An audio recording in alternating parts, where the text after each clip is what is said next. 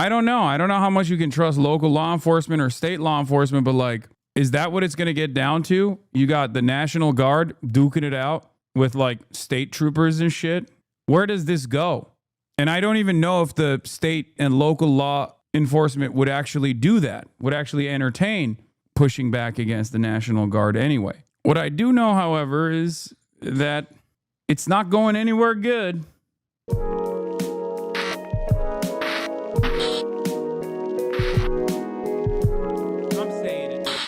Let's talk about this judge blocking the National Guard troop deployment in Oregon, saying there is no reason for there to be a troop deployment in Oregon, and hitting the Trump admin with a TRO, temporary restraining order. But of course, it's, we'll see if it's actually going to work or not, because it doesn't seem like Trump gives a shit, and will try to push for a constitutional crisis at every step.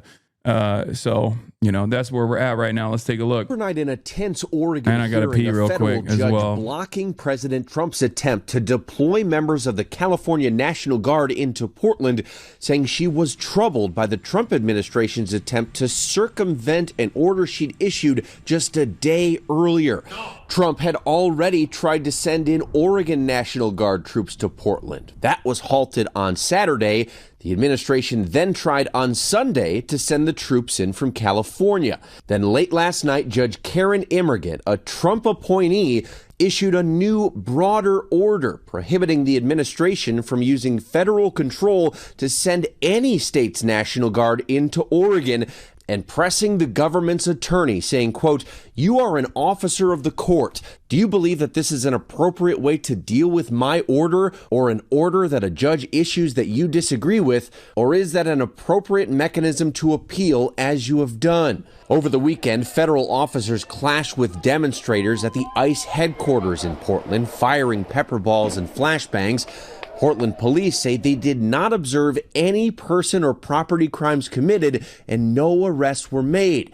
But the Trump administration insists violent criminals are destroying Portland, and troops are necessary to protect federal assets and personnel. In a ruling Saturday, the judge wrote Portland's protests were not significantly violent or disruptive, and that Trump's description of them was simply untethered to the facts. That deploying the Oregon National Guard likely exceeded his constitutional authority. Oh, wow.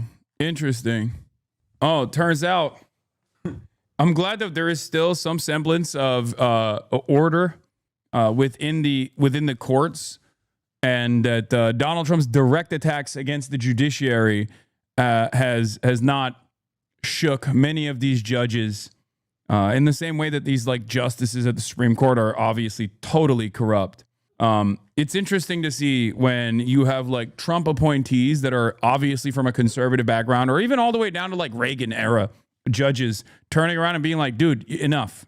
You know what I mean? Like, this is our job. Our job is to literally put a check on what you're doing. And it's very obvious that you are leading the country into an incredibly unstable place that will have repercussions that are long lasting. Now, of course, the top slot is still overtaken by these Christ-cucked crypto fascists who don't care about anything other than appeasing the interests of their masters, whether it be the Heritage Foundation or the Federalist Society, or just like American capital in general. But this kind of stuff at least gives me a little bit of confidence that maybe, this is like basically the last line of defense. Now, of course, you should not sit around and wait for the courts to properly adjudicate and defend your constitutional rights. Like, you still need to show up. You still need to make a big fuss. You still need to showcase your discontent. And it works in unison. It works in tandem. You show up, you showcase your discontent, and then people are reminded that we are not obeying in advance to the wishes of this administration as they very clearly move in the direction of full autarky, full authoritarian control over every aspect of the American government. State's Attorney General pushing back against the president. As the president, you must have in actual facts based on reality, not social media or just your gut feeling if you want to mobilize the military. Now, to be clear, the judge's ruling simply bans the president from sending the National Guard here to Portland. Portland's police chief has also pushed back against the National Guard here. He fears that it would just escalate crowd behavior. Of course, the Trump administration has appealed. That's the other thing. Like, it's very obvious. The decision for Portland is significant because Portland is one of those places where they will push back. And I think Trump knows that. And that's the reason why, while most of the discontent has been fairly civil, they are trying to make a big deal out of it in an effort to lean into the Portland is on fire narratives. They want a confrontation. They want escalation. They want a confrontation worthy of some semblance of escalation that then turns into a much larger confrontation, and then they can justify the troop deployment to a larger percentage of the population. Now, Portland also is unique in the sense that it has drawn the ire of conservatives for many, many years at this point. For like the last decade, Portland has been considered this like Antifa safe haven, a complete like autonomous zone for radical anarchists and things of that nature. Portland is basically like the Jimmy Kimmel, if Jimmy Kimmel was like an anarchist. Portland has been the anarchist Jimmy Kimmel placeholder for a lot of conservatives. So there is more appetite for military intervention in Portland in the eyes of like many Republicans. And I have noticed that he's not doing this kind of stuff in red states because I think he also recognizes that if he were to pull this same shit in red states, then the red states would start also experiencing discontent and showing up, and he would start withering away his base of support. So it's not just about like punishing the liberals in general. He will inevitably punish anyone who is a naysayer, but it's clear that he's trying to do this. It's clear that he's trying to do this in like these liberal safe havens. And it's so crazy because this kind of political polarization coming from the top office when you're supposed to be the president of all Americans and not just like a increasingly shrinking number of Americans with unlimited appetite for death and destruction that see you as a cult leader, that see you as this, heaven's mandate receiving monarchic style figure. That's not how things are supposed to operate in this country. So as long as he keeps doing this stuff, while not improving people's material circumstances, I think more and more people are going to get frustrated and be like, all right, enough with this tomfoolery. Fix the goddamn prices, big dog. And this has been my argument. This has been my argument from the jump. As I was saying, the Trump administration is not solving people's material realities, their actual problems, and doing all this fuck shit instead, doing all this destabilizing stuff instead, which means that there is still an audience for that, obviously, but that audience is increasingly shrinking. And the more people exhibit discontent, the more people get mad, the harder it will be for Trump to hold on to its governing coalition. And I don't mean like electorally. I mean just like instability is hard to keep up with. When you're the president, even if you are trying to make the country more fascist, for example, you still have these obligations. You have to make sure that you have your brown shirts, for example, because we don't have a ideologically grounded fascist movement in this country. So you still need something to whip the base. And if all you're doing is throwing red meat to an increasingly smaller audience while not actually fixing these overwhelming problems that people are feeling, problems that pertain to the cost of living crisis, problems that pertain to healthcare, problems that pertain to shelter and how expensive it is, people slowly but surely are going to start recognizing that maybe the administration doesn't have their best interest in mind. Yeah, it's a political loser, John. It's a political loser. Donald Trump may think it's a political winner, but it's a political loser. Oppose Trump deploying in a U.S. city, active duty U.S. military, 61%. The National Guard in particular, 58%. When you get 3 in 5 Americans agreeing on anything, you know if that is on the opposition side, it's a political loser. And among independents, who are, of course, that key block in the middle of the United States political electorate, we're talking about 2/3 of independents there and about who oppose the deployment of either active duty U.S. military or National Guard into U.S. cities. What are the questions that people are asking, or what are the issues they see with these deployments? Okay, look, I think it's that they don't buy Donald Trump's case for why these troops must go into the U.S. cities. So the New York Times essentially gave you a two-pronged little answer here, right? Trump may use the National Guard to intimidate rivals, or big city crime will spiral out of control if the troops don't go into cities. Now put a audio compressor in your mic chain in OBS. What does that even mean? 2025 is the year of StreamF's gray boxes, auto-adjusting mics. It is what it is, dude. It is what it is. Okay. We were doing Harry Emden. Harry Emden. Okay, God damn it, I'm going to cover this before I go on this panel, even if it kills me. Loser. Donald Trump may think it's a political winner, but it's a political loser. Oppose Trump deploying in a U.S. city, active duty U.S. military, 61%. The National Guard in particular, 58%. When you get 3 in 5 Americans agreeing on anything, you know if that is on the opposition side, it's a political loser. And among independents, who are, of course, that key block in the middle of the United States political electorate, we're talking about 2/3 of independents there and about who oppose the deployment of either active duty U.S. military or National Guard into U.S. cities. What are the questions that people are asking, or what are the issues they see with these deployments? Okay, look, I think it's that they don't buy Donald Trump's case for why these troops must go into the U.S. cities. So the New York... I think those numbers are still, the numbers on the support side are still unimaginably high.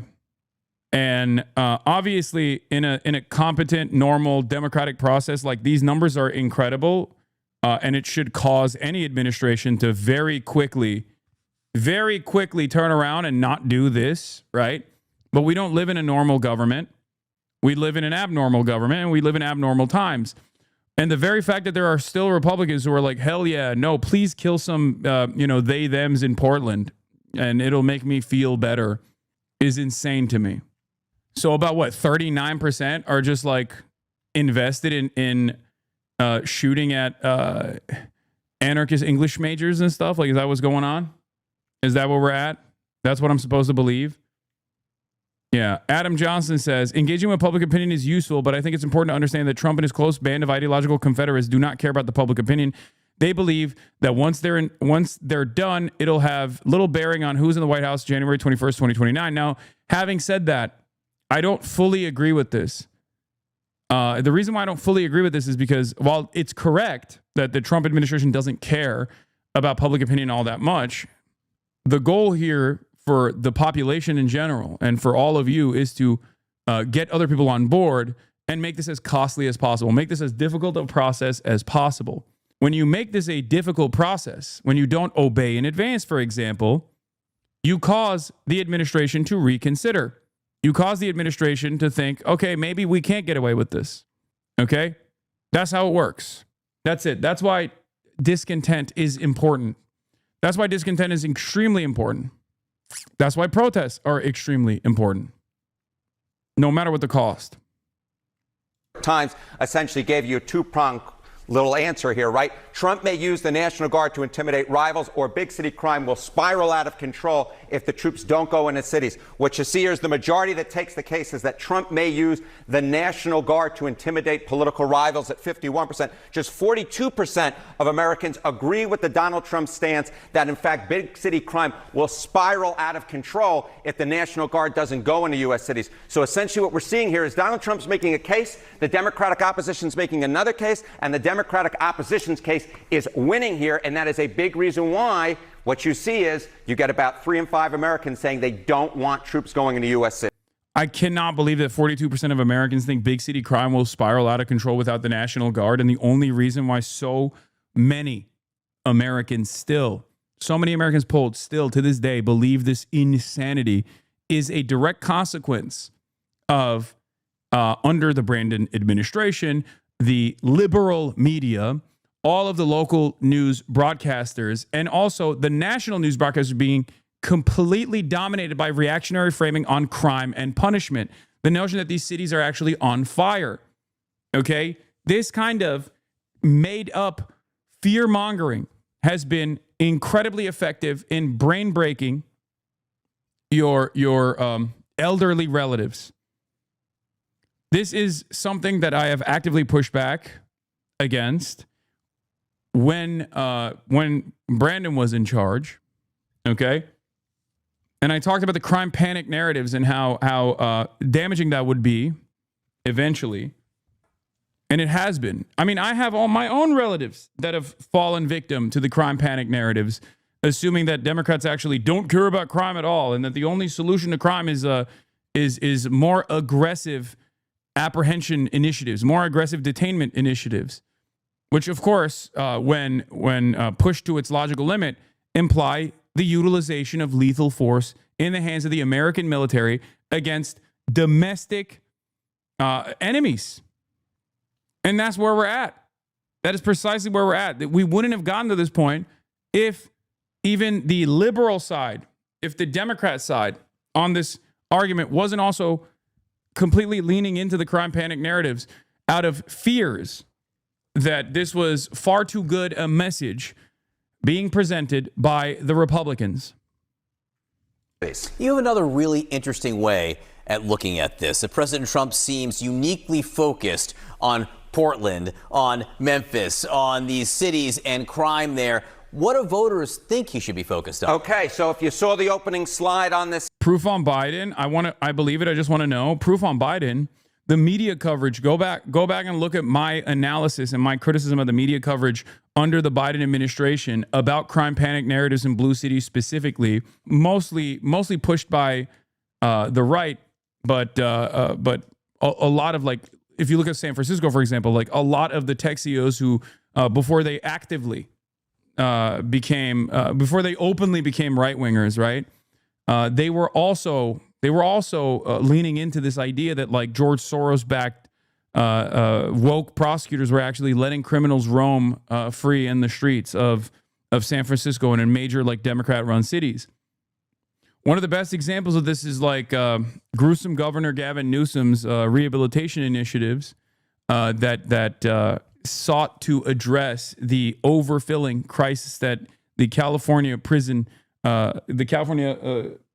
had, in an effort to address the major crisis of having California penitentiaries overflowing with people that didn't really need to be there. He tried to get 75,000 prisoners released earlier than they normally would after they had, and there were numerous provisions on this. Like, I think it was, you had to have served 2/3 of your sentence, and you would obviously still be seen by a parole board that would see if you have actually rehabilitated or not, all this stuff.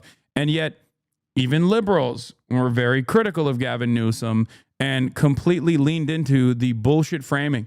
Claiming that he was just, like, releasing rapist pedophiles without any due process whatsoever. It was such endless bad faith argumentation that liberals were completely incapable of pushing back on. Here, this is another fantastic example of this, but with respect to ICE. Okay, Brian Schatz is the United States Senator from Hawaii. Okay, he says, why do we need snipers in our cities? Now, he said this on October 4th.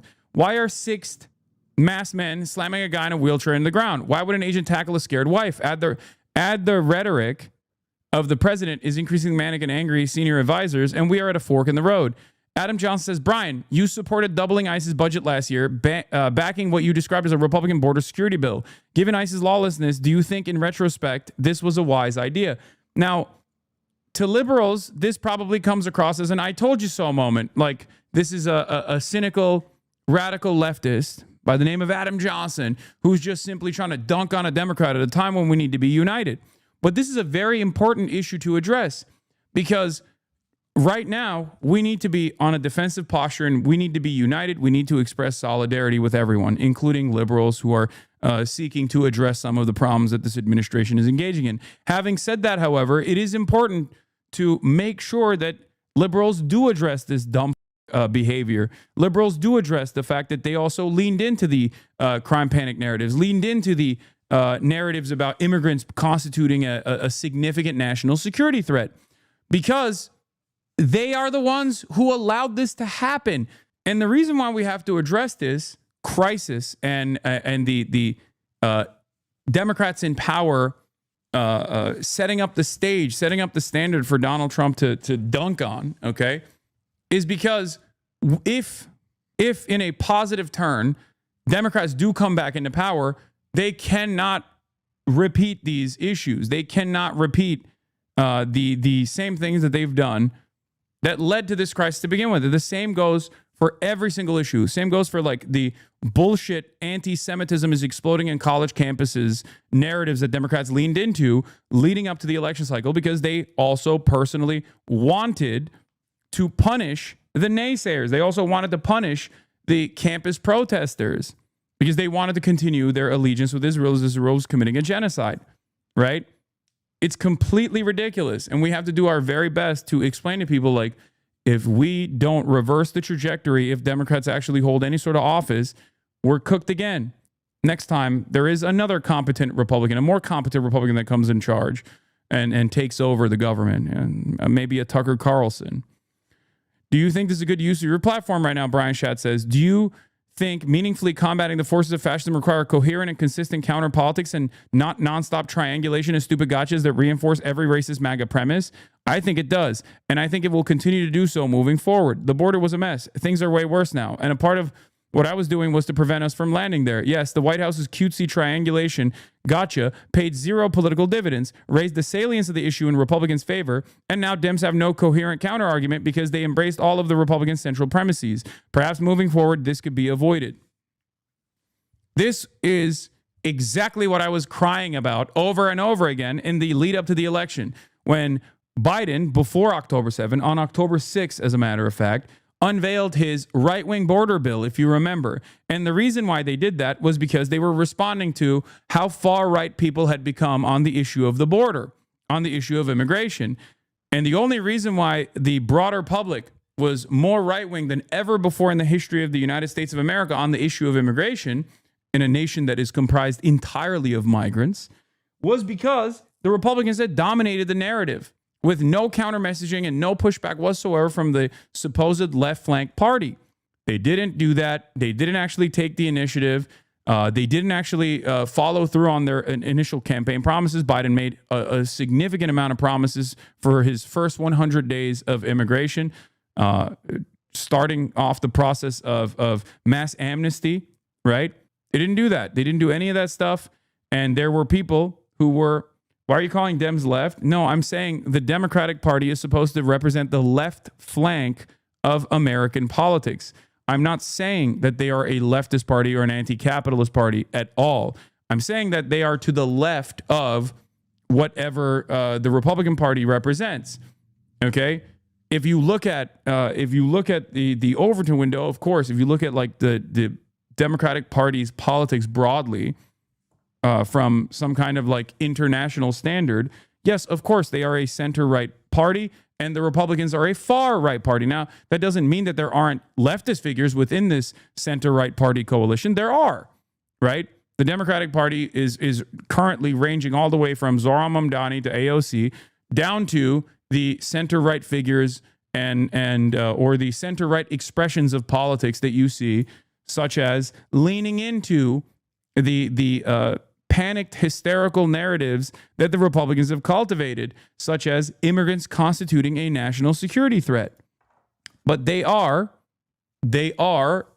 a representative force of left flank of American politics. Yeah, they go all the way from Zohran Mamdani down to John Fetterman. Okay?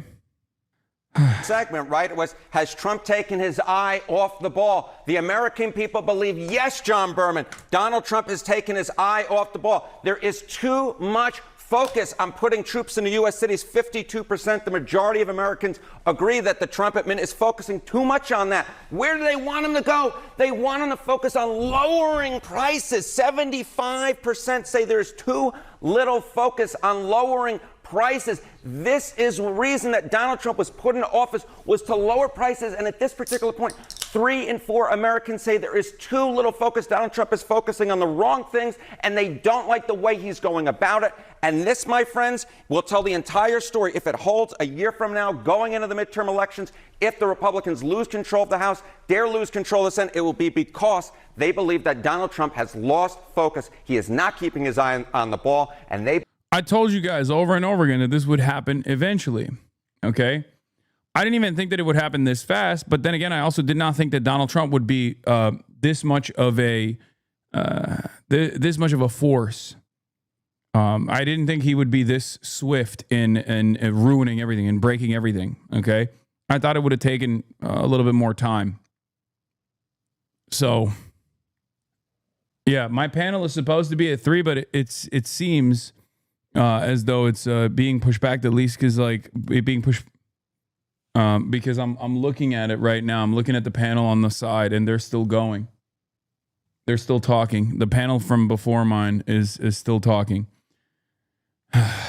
Yeah, Donald Trump has been speed running his first year in office, and very clearly, this has been frustrating for a lot of people.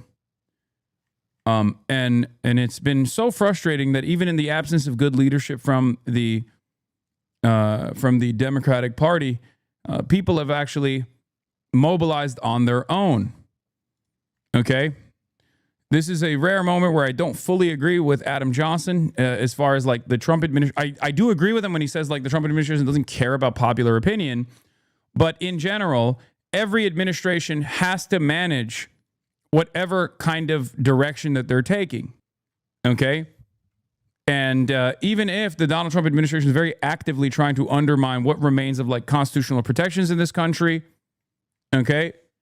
Ultimately, if there is too much public discontent, too much public pressure, they're going to have a much harder time. Okay, I think my panel is up now because I see the people leaving. Yeah, Oscar Nunez, actor and comedian. Okay, yeah, this is the panel.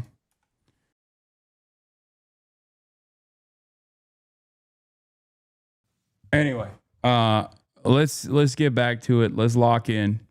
Judge temporarily blocks Trump admin from sending National Guard to Portland. Blocked the president once again from sending troops to Portland, Oregon. Protests have grown there since he announced the plan, but they are confined to just one city block. Troops are being sent to Chicago, where there is growing outrage over immigration raids that have temporarily swept up U.S. citizens. Usher Qureshi's in Broadview. That's a Chicago suburb with the latest. Usher, good to see you. What can you tell us? Good morning. Well, after days of federal immigration raids and counter protests in Chicago, the Trump administration over the weekend said it would deploy 300 Illinois National Guard troops here over objections from the state's Democratic governor. Protests against immigration and customs enforcement turned ugly in and around Chicago over the weekend, as people faced off with law enforcement and tension at times boiled over into physical altercations following days of ICE raids and counter demonstrations. Acts of violence are occurring on a regular basis. Homeland Security Secretary Kristi Noem on Sunday called Chicago a war zone. Illinois Governor J.B. Pritzker, a Democrat, said federal agents were to blame. They want mayhem on the ground. They want to create the war zone so that they can send in even more troops. When asked about his plan to deploy hundreds of Illinois National Guard troops in the Windy City, President Trump cited violent crime. People shot and killed. And Pritzker gets up and says what a wonderful place it is.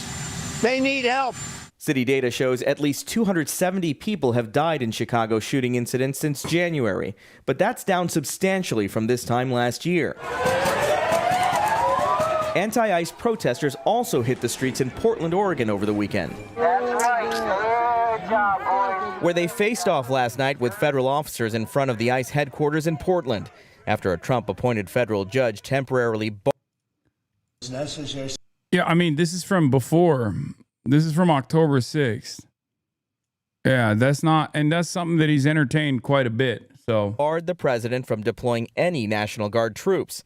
At least one protester was arrested, and our affiliate KOIN says that's today. Oh, October. I thought it was September 6th. Wait, that's from today? Oh, yeah, that is today. Oh, my God. My brain is so doo-doo. So far, it hasn't been necessary, but we have an Insurrection Act for a reason.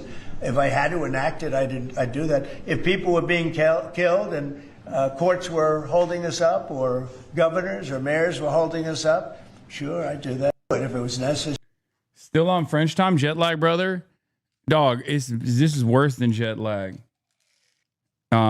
This is worse than jet lag because I'm not only am I on French time, but I also don't have any sleep whatsoever. I've been go for the past week, non-fucking stop, every single day, sleeping for like 3 hours max and not getting good enough sleep at all. So I have jet lag and sleep debt. Stop getting COVID so much, dude. What? COVID? The fuck are you talking about? That's what happens when going to parties in France. Yeah, real party. I partied so hardy. It's funny that you're saying that, especially because I was live at the time when parties would be happening. So far, it hasn't been necessary, but we have an Insurrection Act for a reason. If I had to enact it, I'd. Yeah. Bullets and smoke were used. The same judge had already ruled against activating Oregon-based Guard members in Portland a day earlier. However, in what appeared to be an attempt to circumvent that decision, the Trump administration Sunday reassigned roughly 200 California National Guard troops to Portland. And Texas's Republican governor confirmed he'd authorized the federal use of 200 troops in several cities, including Portland. Portland is burning to the ground. You have agitated. It's so crazy, bro. It's just, what are we doing? Whenever I hear the president just routinely lie like this, in a way that's so transparently untrue, because he's not even like trying to massage the narrative. He's just actively coming out and being like, nah, the sky is actually not blue.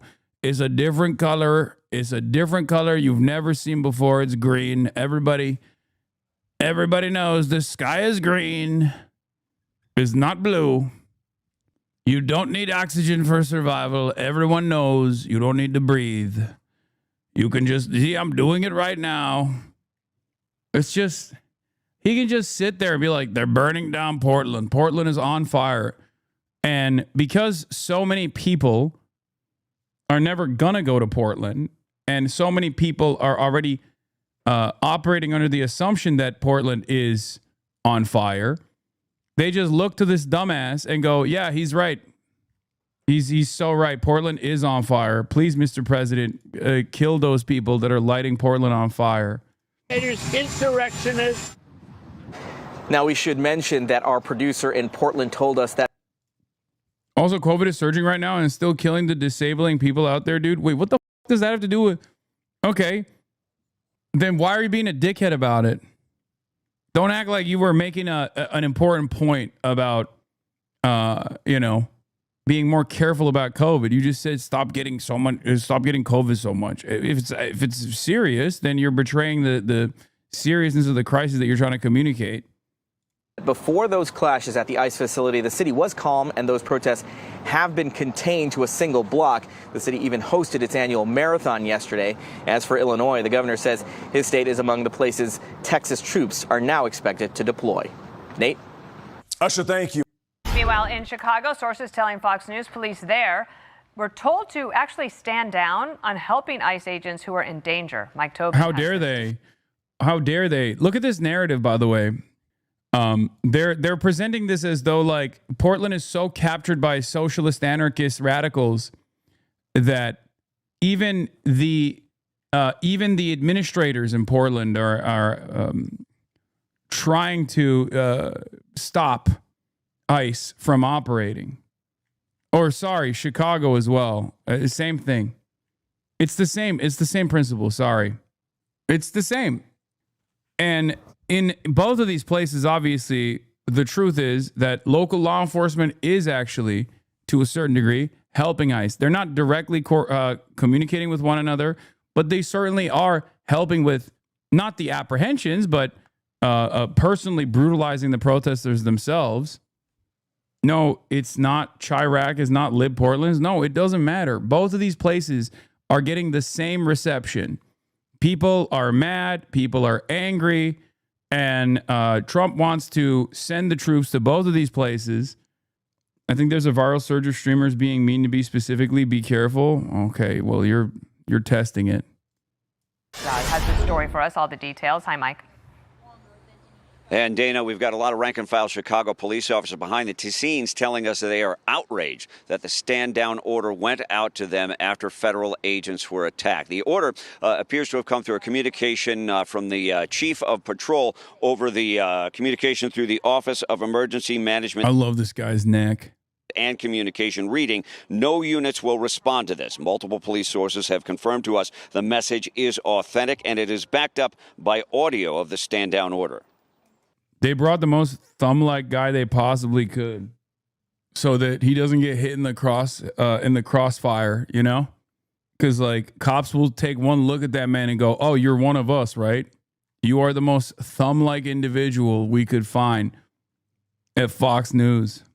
And again, per the chief of patrol, we have all the units that, per 999, Chief of Patrol said all units clear out from there. We're not sending anybody over to that location. All right, and 999, just to confirm, 39th Police in Kedzie, they were saying that they were being surrounded by that large crowd, and they were requesting the police were not sending. I'm waving off all the cars heading to 39th Police in Kedzie. Again, those are the orders we're being given.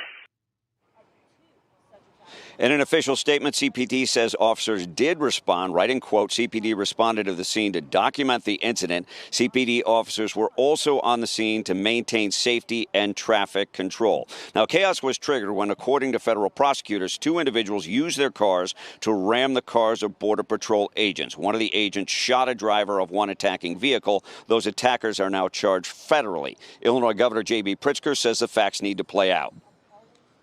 We don't have a lot of facts. Remember, these are the same folks who killed a person, unarmed person, just a couple of weeks ago in Franklin Park. At first, they said that the officer had been threatened with his life. The reality of it and the truth of it has now come out, and that wasn't the case. They killed somebody. They are just putting out their propaganda, and then we've got to later determine what actually happened. I like that federal law enforcement operates exactly the same way that local law enforcement does, but because the federal law enforcement is acting against the interests of, like, the state officials, they have to recognize that cops lie. But, of course, only the federal ones, right? Only the federal ones. You know? Like, no disrespect to the big boy here, but, like, yeah, they're cops. They're doing what cops do. They're doing exactly what, I mean, especially Chicago Police Department, which is like notorious for its cruelty. They're doing that. Do they have body cams? ICE does not. Local law enforcement does.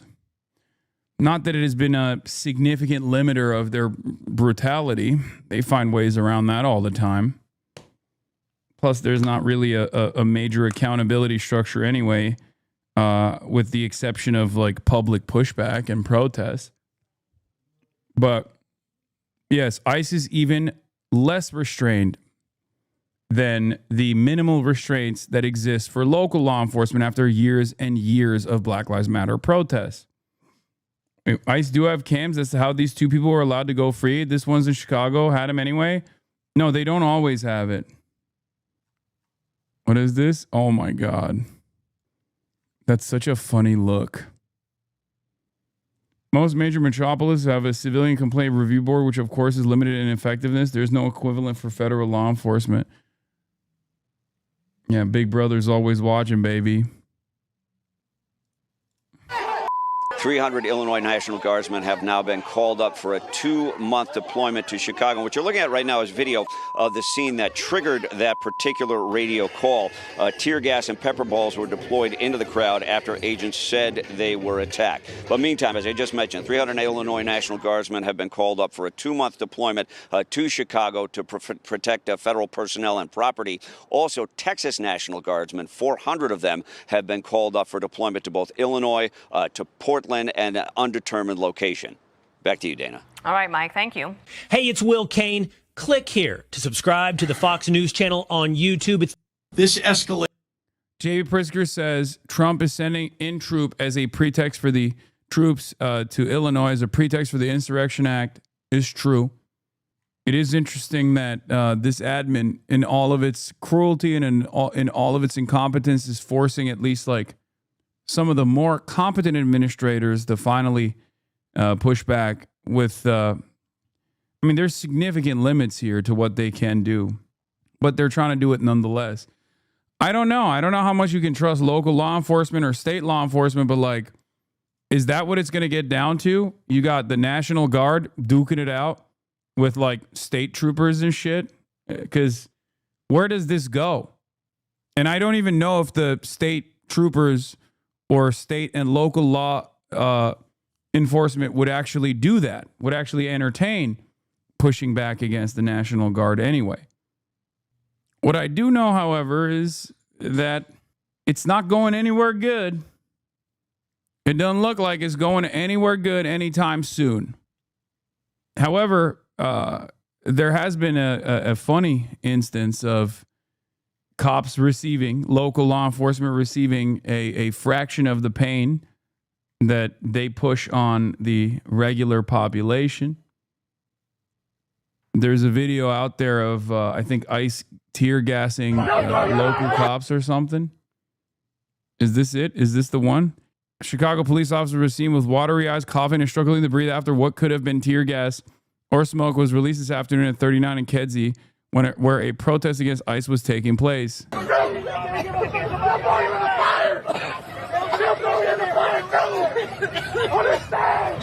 They just tear gas you. They don't give a fuck about you either. Why are you protecting them? Come on, man. It's us. Tomorrow it's you. That's so funny. It's just, you know, that's some hog on hog violence right there, baby. These guys are usually the first to deploy the tear gas. So I'm surprised. I'm surprised to watch this in action, you know? They don't give a about you either. Yeah, it's true. Come on, man. Y'all, you know that was up. Y'all know that was up. Y'all know that was up. Garcia! Trail! Wake up! Stand up! Wake up! All right. You're gonna wake up! We're gonna go this way and then we'll see. Wake up! Wake up! Wake up! Y'all don't get, none of us get paid enough for this. Hey, it's time to get up! Job Get up and now! arrest ICE! Wake up! They shot a Chicagoan Wake today! up. Arrest ICE! Wake up! Wake up! That'd be pretty sick if they started arresting ICE. Have you seen the crusty gnome crying about ICE not being able to piss? Hilarious. Yes, I covered it the other day. Now imagine if Antifa did this. I mean, they'd kill him. Chicagoans standing up and running ICE out. Oh, I saw this one as well. This video is great. Here it is. Southside Chicago, Windy City residents run off immigration agents to save a man mid-abduction on 63rd and Costner Avenue.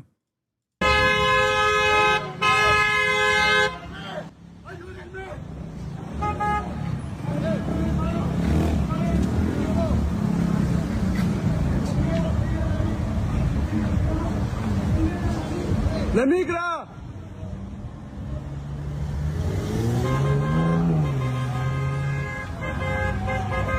Legally, Chicago Police Department can't arrest federal agents if they're breaking the law. I mean, but they are. They are.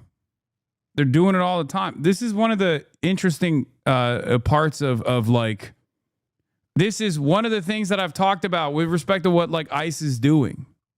Okay. A lot of what they're doing is on shaky legal grounds, right? Like, of course, they are abiding by the wishes of the federal government, but the warrantless apprehensions and the fact that like they're engaging in the what the ACLU calls is operations in constitution-free zones, 100 miles from airports, all international airports, and 100 miles from every border that the United States has, which of course means a population of 70% of Americans, like an area of operation. Technically, what they're doing in many of these instances, like regular detainment for after racial profiling, like all of that is illegal. And they know it's on shaky legal ground. And that's precisely the reason why they're doing it while they're masked. Okay? They lie about being cops. They're not cops. Okay? ICE is not, they're not police. Like, it doesn't matter if they're wearing a vest that says police and then underneath it says ICE. Like, they're not. They're ICE. They're Customs and Border Patrol. And it is actually an illegal detention when they apprehend an American citizen.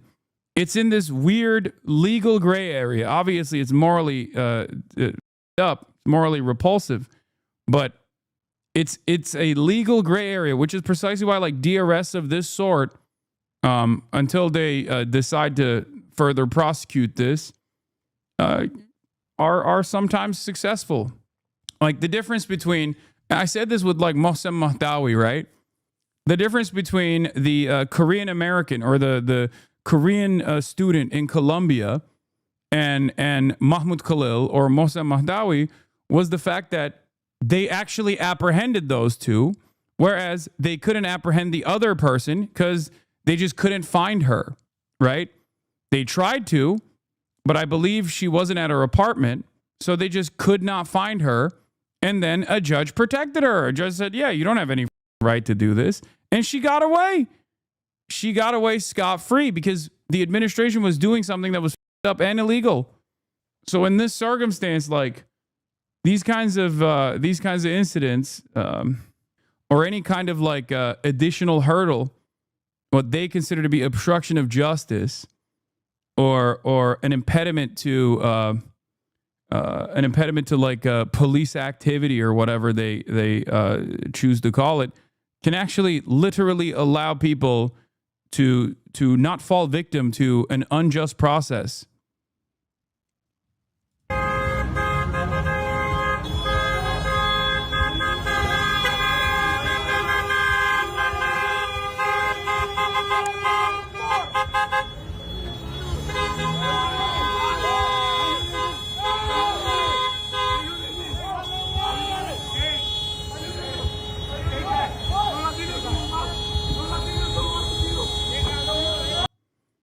Oh, nice.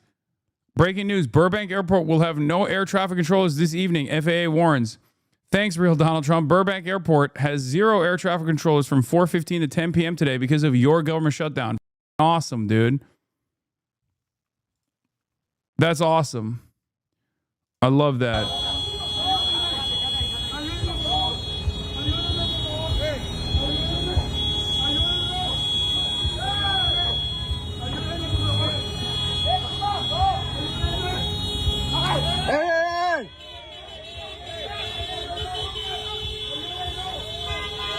No! Asshole. Look at this asshole.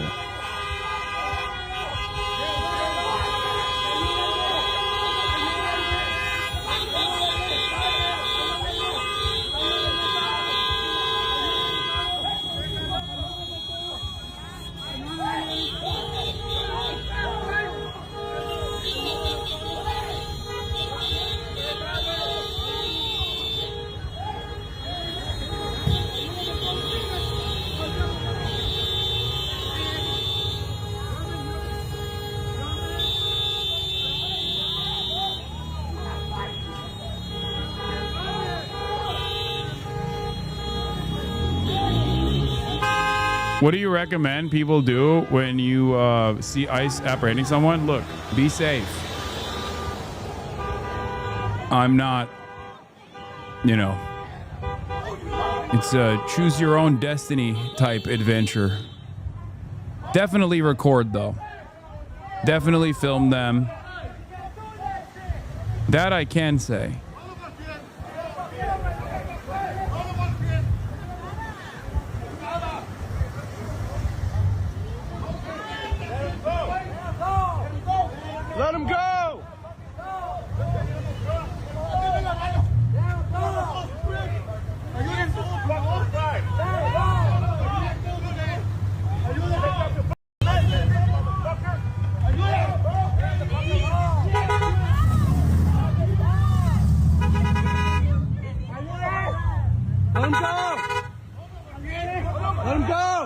Like, look at this. Look at how crazy this is. This mast has no indication. You have no way to know if this person is just a kidnapper or actually working for the federal law enforcement agencies.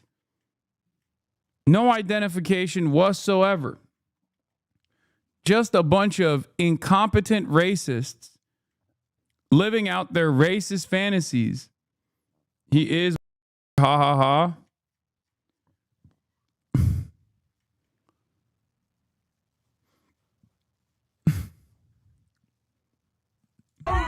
Get off him! You won't be laughing when you see this kind of vigilante action, seemingly vigilante action, when it happens to you or a loved one, for the record.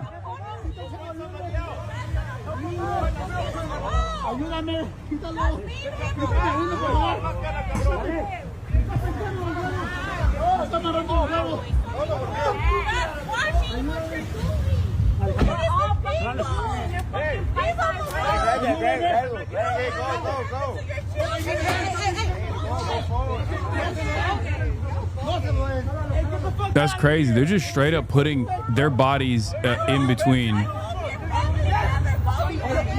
him go! Causing them in real time to make the decision, is it worth it? Like, is it worth it?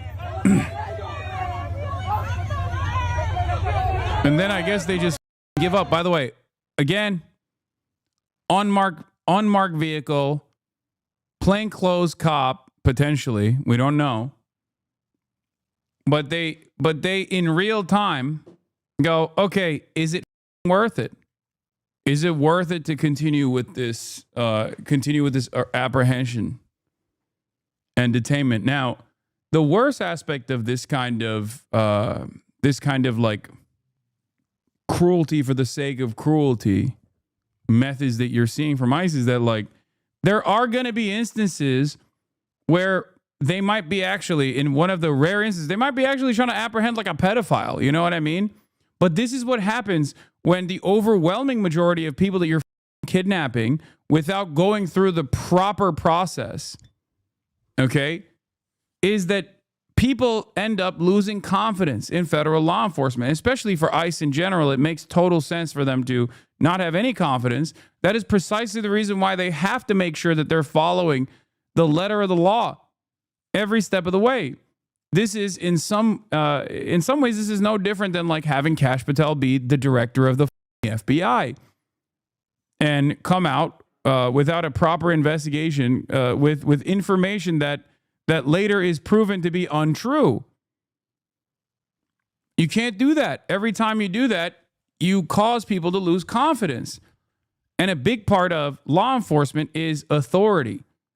A big part of being able to conduct law enforcement action is by instilling a sense of confidence in these institutions and therefore have the authority to be able to command people. When people lose confidence, when the public broadly loses confidence in a law enforcement agency, these kinds of things will inevitably happen. That's what happens. That's what happens when, like, you know, the overwhelming majority of people that you are apprehending are not actually doing any sort of serious crimes whatsoever.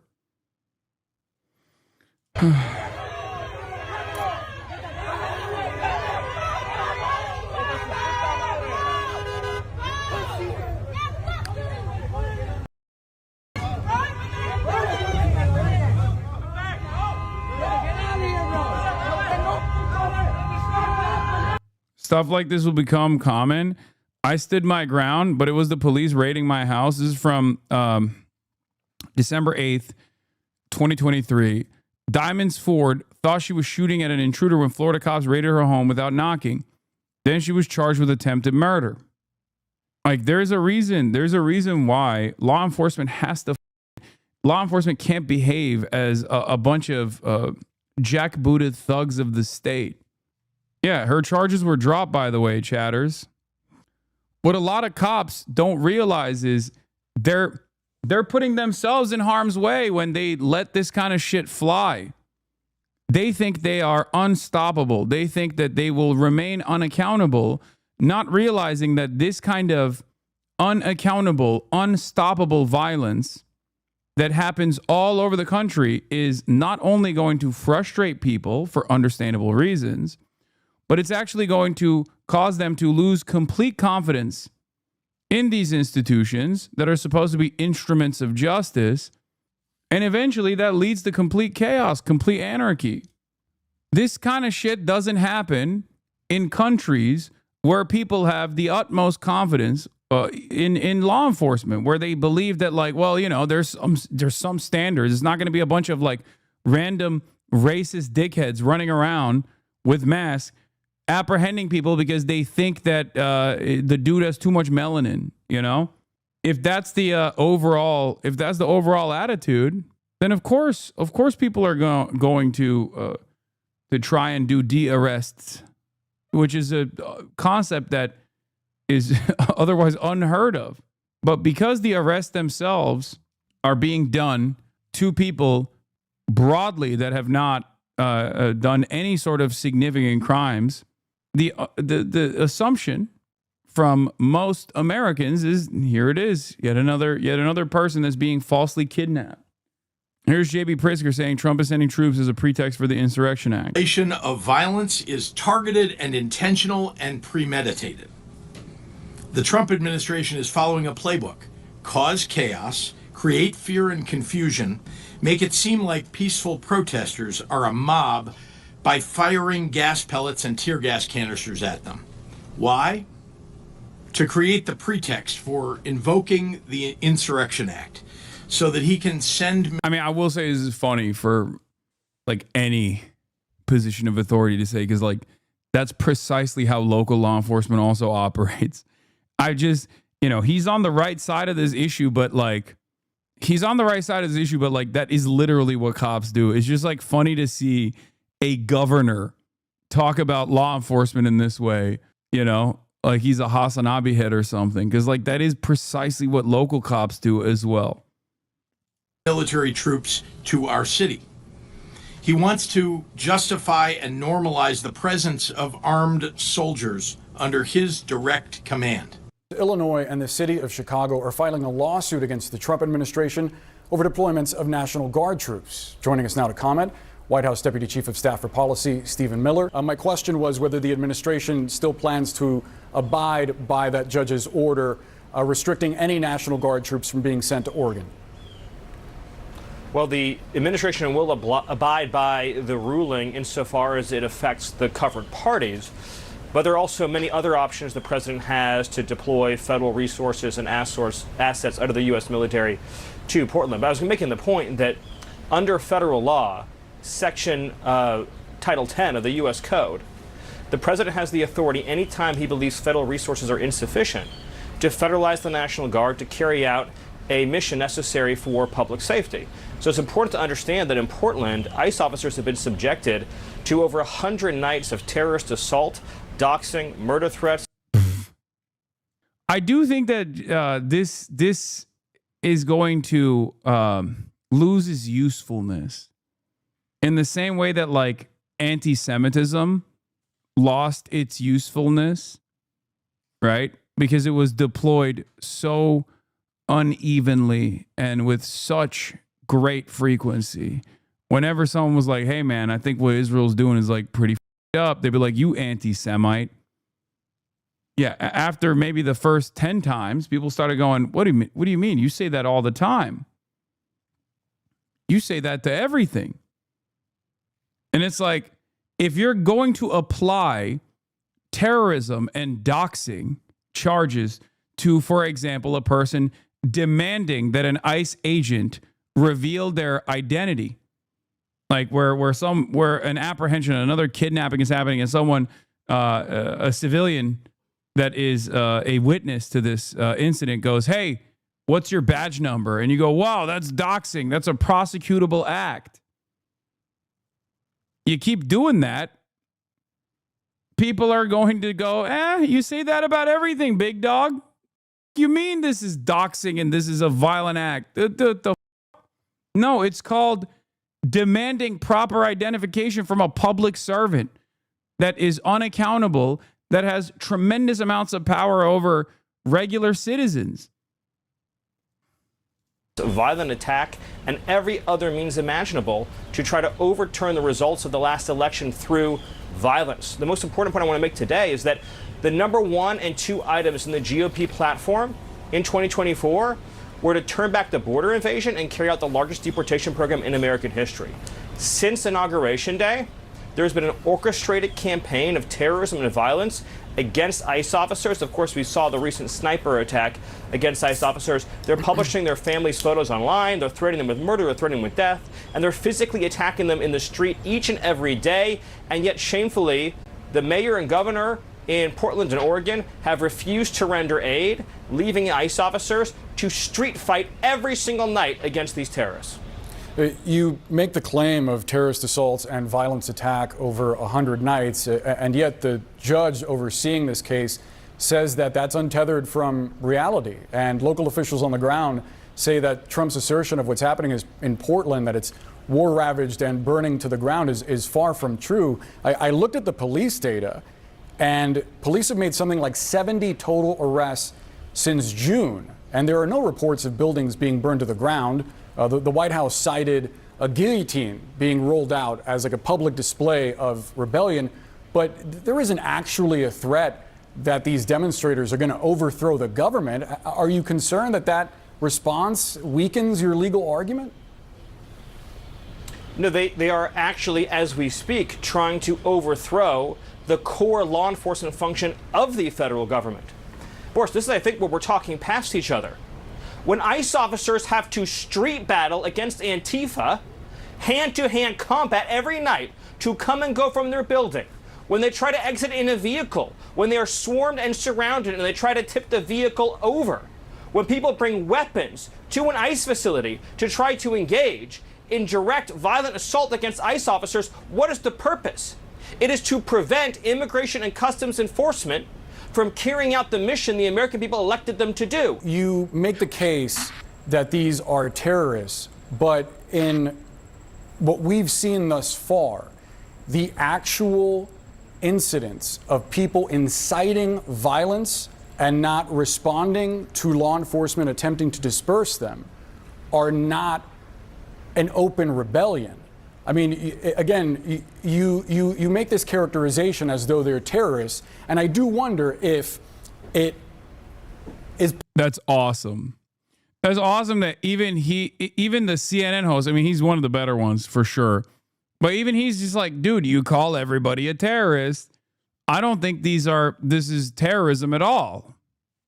Are people now the equivalent of Antifa, like Palestinians or Hamas? Yes.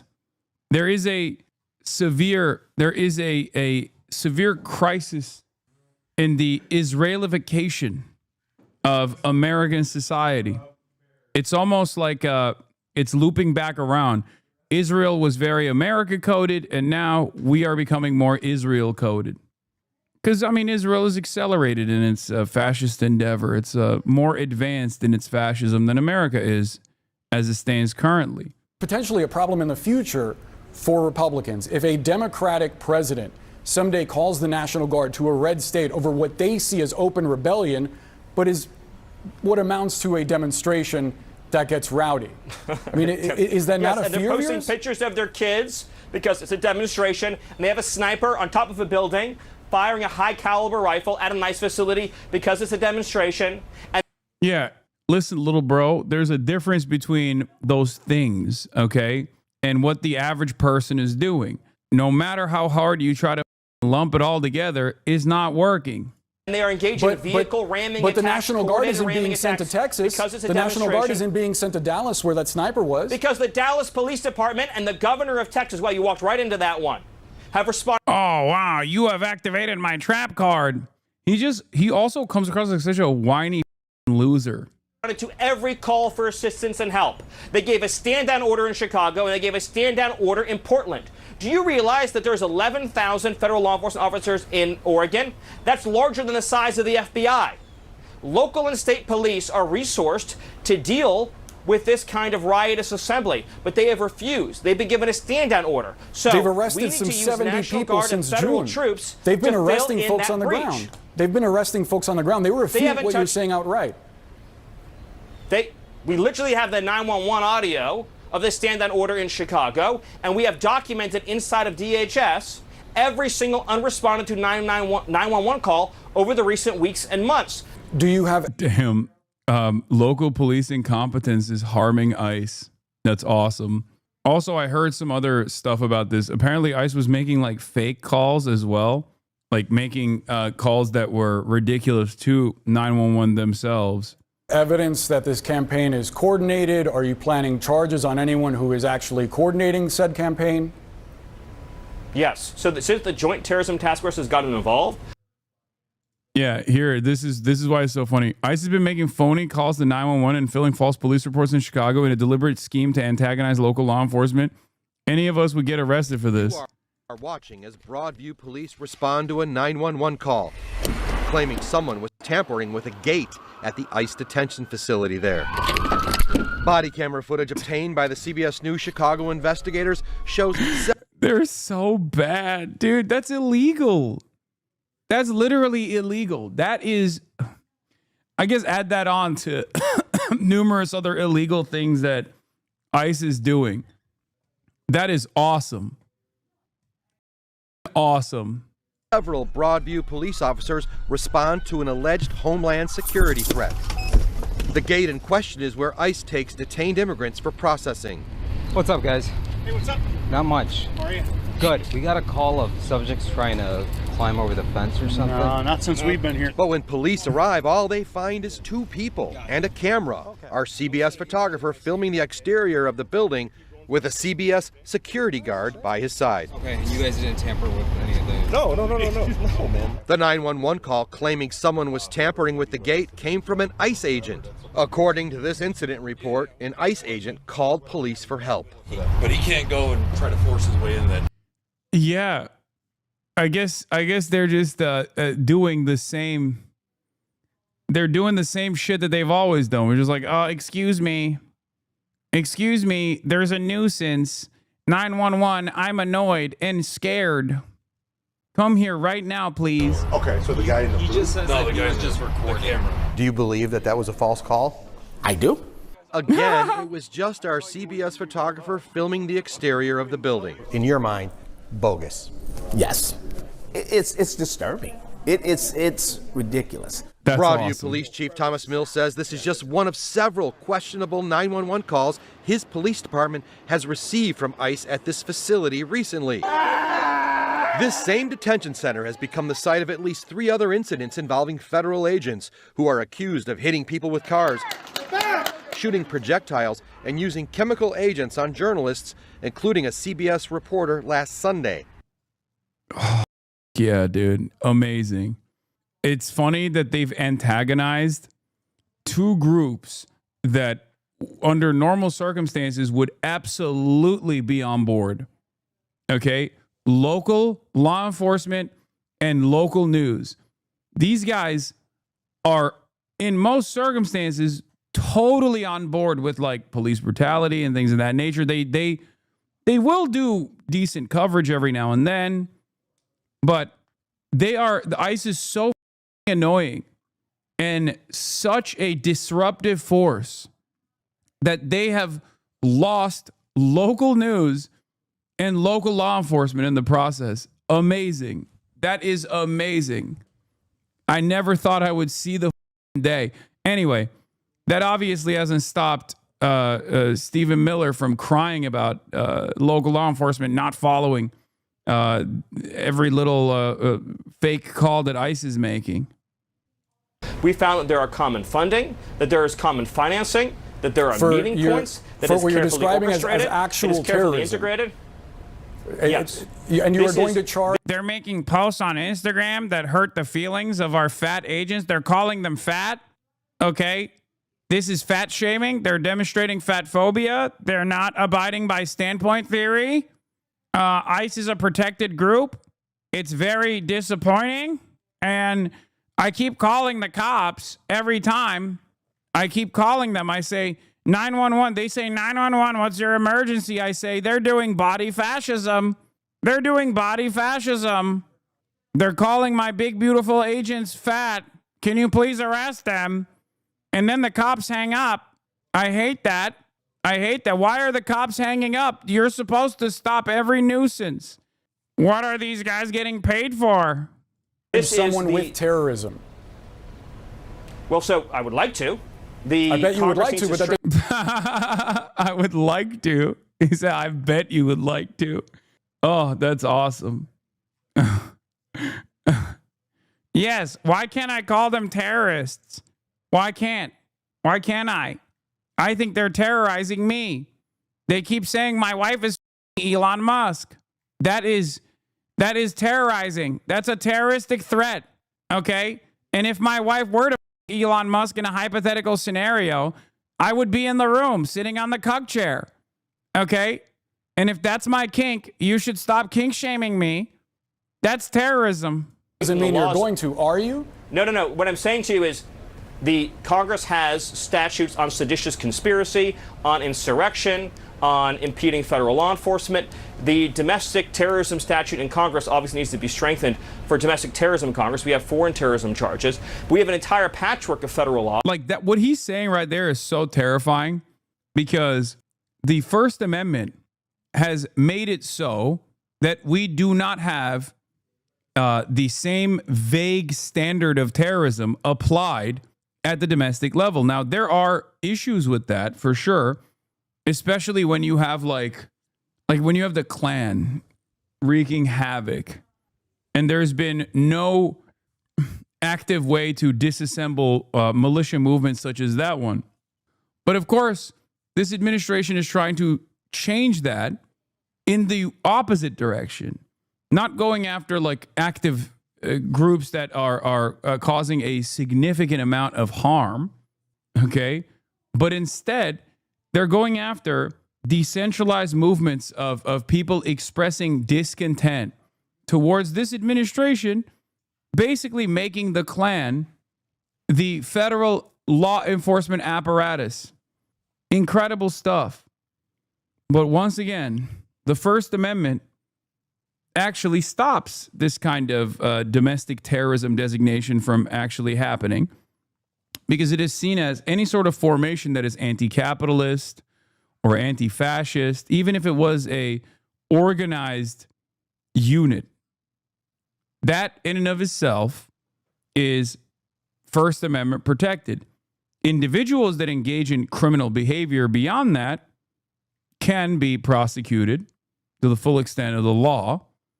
But you can't just like actively decide that anti-fascism is actually a terrorist organization and whoever we call anti-fascists, we have now declared a member of a terrorist organization and go after them.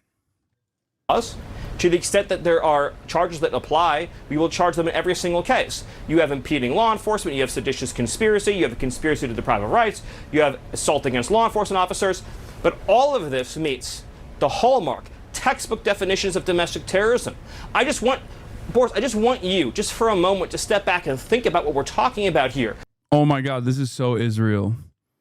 Not much amazes me anymore about the modern GOP, but Back the Blue went out the window stunningly fast after the feds built their own goon squads accountable only to them. Those cops aren't cops. They're Antifa with badges. Look at them. Yeah. Cops are Hamas. Benjamin Netanyahu is Hamas. The IDF is Hamas. It's the same. That is the same energy. It's the exact same energy. So stupid. President Trump ran and won a campaign on turning back the border invasion. You've said you that have the mayor several of times, Chicago. Stephen. We have a limited amount of time, so let me ask you. Let me ask you about the governor of Illinois. He declared a no-go zone. He declared a no-go zone for ICE. How is that not insurrection? Stephen, we're set to hear from J.B. Pritzker in just moments. He says that you're attempting to inflame tensions and create a war zone. He also says that you are profiling, that you're targeting black and brown people, even those who turn out to be here legally. What's your response? Well, first of all, the black people in Chicago are thrilled that we're getting the illegal aliens out of their communities who are stealing their housing, jobs, and resources. You've seen the video of the town halls during the Biden administration where black citizens who are natives of Chicago were begging to have the illegals taken out of their country. What they've done is they've created a system of law. Yeah, black people love the administration. They love having their cities, their neighborhoods terrorized by even less accountable, even more militarized law enforcement, under the suspicion that they are, because of their blackness, that they might be a Haitian migrant. Okay, that's definitely what they were demanding. The black communities were like, please, we want helicopter raids now. It's not enough that the Chicago Police Department was beating the out of our neighbors. It's just we want more. In Chicago, in Illinois, where illegal aliens have far more rights than American citizens. If an American citizen, for example, commits a crime of sexual predation against a child, they'll cooperate with the FBI. If an illegal alien commits a crime of sexual predation against a child, that illegal alien will be shielded in an ICE no-go zone. What are you talking about? This is so stupid. I can't believe they're still making this idiotic argument, dude. Yeah, definitely. When a Guatemalan migrant does something heinous like that, basically they get away with it scot-free because the cops are like, we're woke. Yeah, the only migrants that engage in sexual predation on U.S. soil that get away scot-free are migrants from Israel. Okay, if you want to talk about an active threat to children, the only time I've seen that shit happen is when you got like a Israeli cybersecurity guy who just openly tells law enforcement, like, hey, by the way, I know you guys caught me in a sting operation trying to fuck a child, okay? But I'm Israeli, and I'm actually going to be leaving for Israel very soon. Please let me go. Not the first time such an incident has taken place, by the way. I ask you the question, what is the right term to describe a local official declaring a no-go zone for ICE? Would you tolerate it for FBI, ATF, DEA? No, you would not. But there is an effort to delegitimize the core function of the federal government of enforcing our immigration laws. No. I think the delegitimization of the core function of federal law enforcement is not coming from people like myself. This is the same idiotic argument that, like, Kamala Harris dead enders actually advanced against people like myself, saying like, oh, it's your fault that she lost. It's like, no, it's your actions, dumbass. It's your actions, Stephen Miller. It's your lack of interest in demonstrating any sort of competence or decency, and instead using ICE as your own personal Gestapo to undermine the rule of law and to create chaos in blue cities and in blue states and pack up whoever the f- you want to and engage in mass targeted kidnappings, engaging in dragnets. That is what's unironically making people lose confidence in federal law enforcement. No amount of leftist or liberal commentary is going to actually change that dynamic, especially in the absence of the Democrat leadership pushing this narrative. It's like very obvious that this is homegrown. People's discontent is born out of what they are seeing unfold in broad daylight in front of their eyes. They see an administration behaving in this erratic manner and they get upset.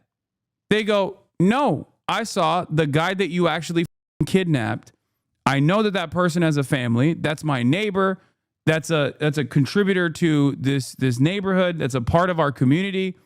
And you're just treating him like he's nothing.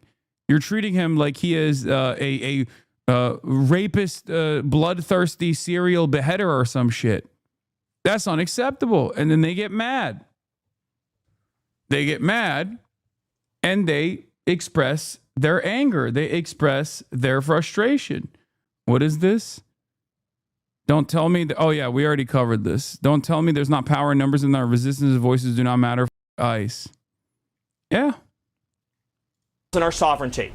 It is domestic terrorism. It is insurrection. And no amount of insane, hyperventilating lies from Pritzker or Johnson or any other Democratic official will change our minds on that. ICE officers should not have to live in fear and violence to do their jobs. Period. So on the substance of the question, is it the case that, as Pritzker frames it, you are profiling brown people, that this immigration crackdown is designed to go after people of color?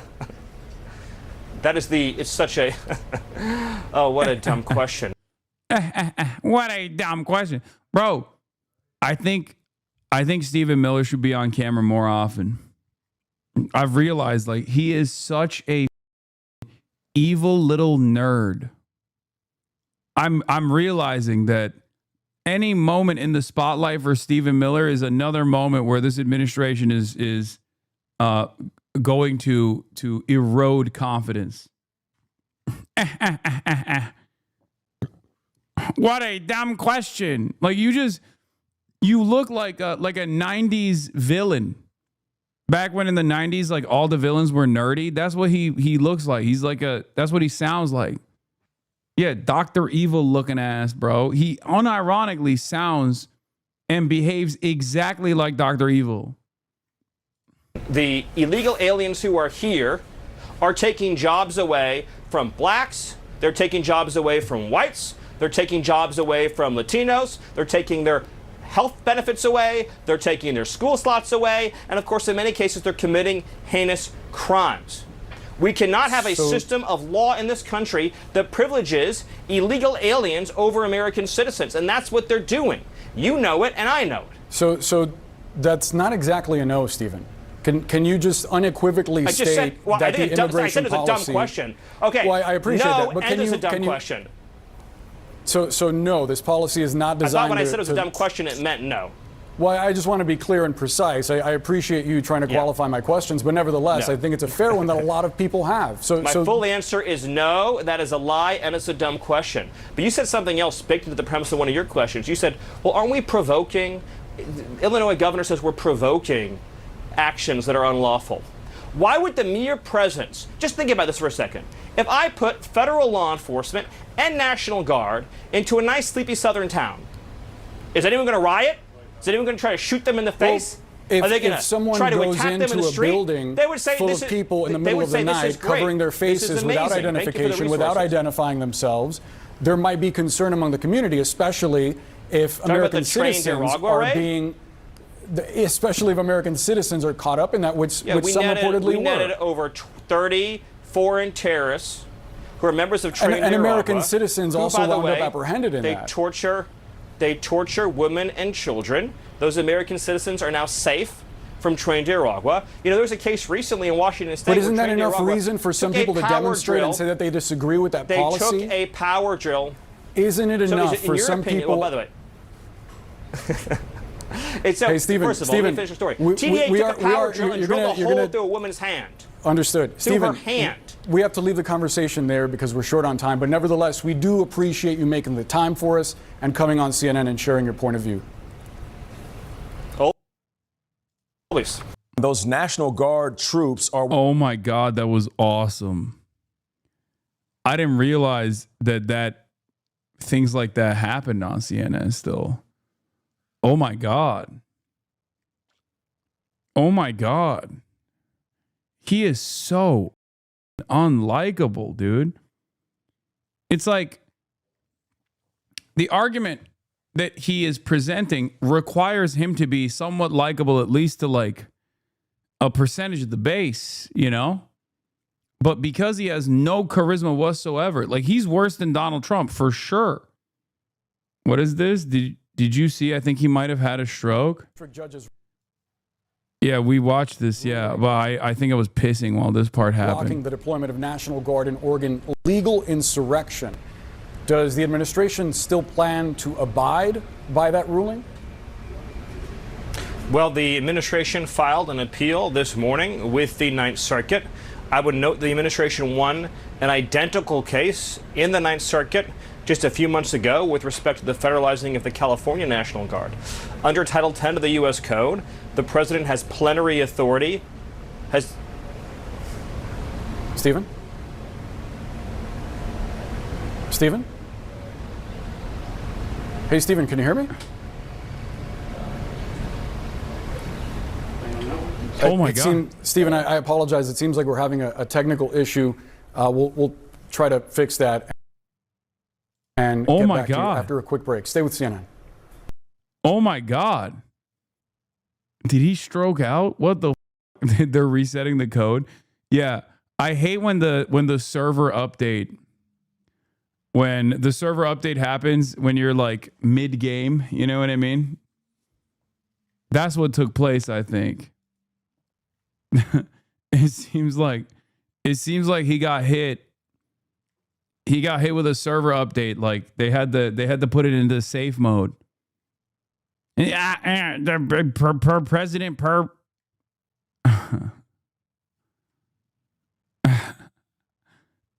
good things never happen. Okay, just remember that. Hasan Reaction is one of the best ones in the React channel.